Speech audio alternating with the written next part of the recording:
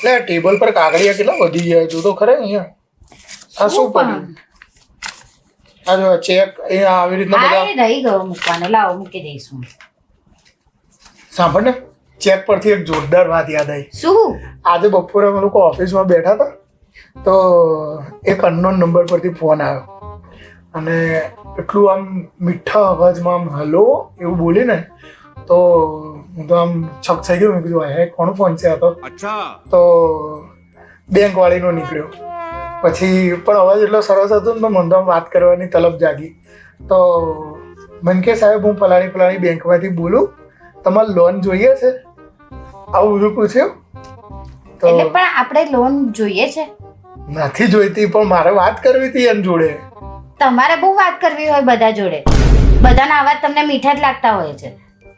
અરે ભાઈ સાંભળ તો ખરી, આગળ શું થયું એ તો સાંભળ. મને કહે સાહેબ તમારે લોન, બહુ મસ્ત વાત છે તું સાંભળ યાર, પેલા આખું સાંભળ, ગુસ્સો ના કર. તો મને કે સાહેબ તમારે લોન જોઈએ છે? તો મેં કીધું આમ તો મારે જો જરૂર નથી પણ તું પ્રેમથી આપજો એટલે લઈ લઈશ કીધું.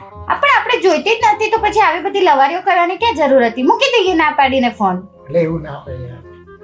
તો આમે તમને છે ને બીજી બધી છોકરીઓ જોડે વાત કરવી જ ગમતી હોય છે. તમને બીજા બધાનો અવાજ જ સુરીલો લાગતો હોય છે. આગળ કહું? હા બોલો બોલો. એટલે પછી એવું થયું કે મેં એને પૂછ્યું, મેં કીધું કેટલી આપી શકો લોન? તો મને કે તમારે જેટલી જોઈએ એટલી એમ. તો મને વળી આમ થોડું રમત સૂજી. મેં કીધું લઈને કહું એમ. મેં કીધું આ પાકિસ્તાન જોડે હમણાં બધું ગરમા ગરમી ચાલે છે ને તો એકાદ રાફેલ આપણે ઘરમાં વસાવવું છે તો એના માટે લોન આપી દો. તો એવું ખડખડાટ હસી પડી ને આમ તમે પેલા મોતીના દાણા વેરાયા હોય ને એવું હસી. અવાજ મીઠો, મોતીના દાણા જેવું વેરાય. બરાબર છે.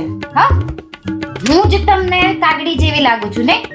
મારો જ અવાજ તમને નથી ગમતો, બીજા બધાનો જ અવાજ ગમે તમને, મારો જ અવાજ નથી ગમતો તમને. વાંધો નહીં. હા, આજ પછી મારી સાથે વાત ના કરતા.